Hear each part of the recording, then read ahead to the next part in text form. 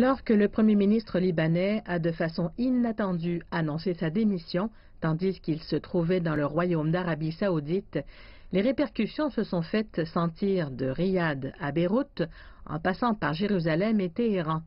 La démission, largement perçue comme un geste exercé par les Saoudiens pour déstabiliser l'influence régionale de l'Iran, a été immédiatement suivie de spéculations.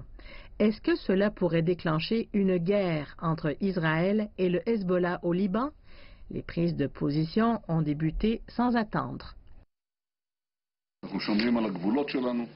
Nous nous chargeons de la sécurité d'Israël et vous le savez bien, nous allons le faire, je dirais, par le biais d'une juste combinaison de décisions et de responsabilités. Nous contrôlons nos frontières, nous protégeons notre pays et nous continuerons d'agir ainsi. Concernant Israël, nous devons être prudents. L'idée d'une guerre, même si l'Arabie saoudite le demandait, je pense, sans en être sûr, mais nous excluons toute guerre. Le renseignement israélien déclare que l'Iran déplace des armes par la Syrie vers ses agents du Hezbollah dans le sud du Liban. Les mêmes sources déclarent qu'au moins une base militaire iranienne opère en Syrie.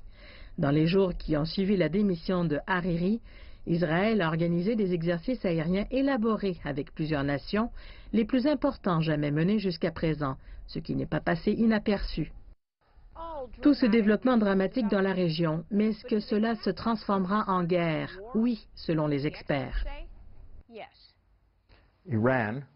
L'Iran a de façon répétée tenté d'utiliser la Syrie comme un canal d'essai et de transfert d'armes développées de longue portée par le Hezbollah au Liban.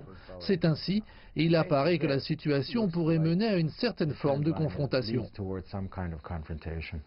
Il n'y a aucun calendrier d'un conflit imminent, mais les analystes prédisent que les combattants du Hezbollah auraient préparé leur conflit avec le groupe État islamique en Syrie et le collectif pourrait se recentrer sur Israël.